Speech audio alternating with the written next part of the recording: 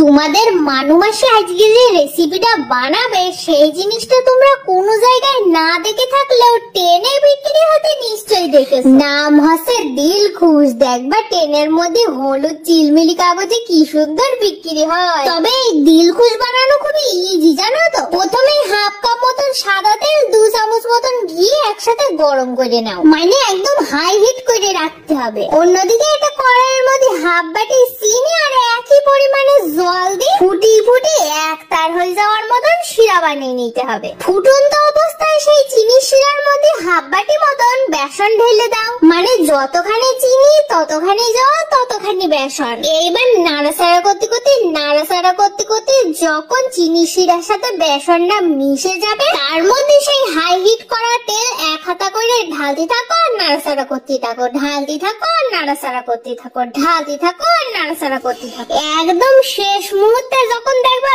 বেসন আর তেল নিতে পারছে না, কড়াইয়ের মধ্যে থেকে যাচ্ছে, তখন তার মানে বুঝবা যে তোমার রান্না করা কমপ্লিটেড।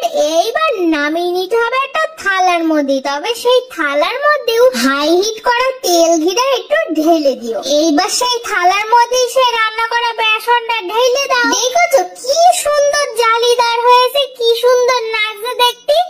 এইবার একটা খুন্তি দিয়ে সুন্দর করে শেপ করে লম্বা লম্বা চৌকো চৌকো পিস করে নিলেই রেডি হয়ে যাবে। আর যখনই কাটতে থাকবে না, গরম গরম অবস্থাতেই দেখবা শক্ত হয়ে যাচ্ছে। আমার মনে হয় টেনের মধ্যে যেগুলো বিক্রি হয় ওর মধ্যে হয়তো একটু হলুদ ফুড কালার দেয়া থাকে, তবে আমরা কিন্তু ফুড কালার ইউজ করিনি। তবে খেতে কিন্তু একদম সেই টেনের মতোই লাগছিল। খালি বলো তোমাদের মানুমাসির মতন কে কে দিলখুশ লাভার এখানে আসো। তা তোমরা সবাই একটু বাড়িতে বানিয়ে ট্রাই করে দেখো কিন্তু।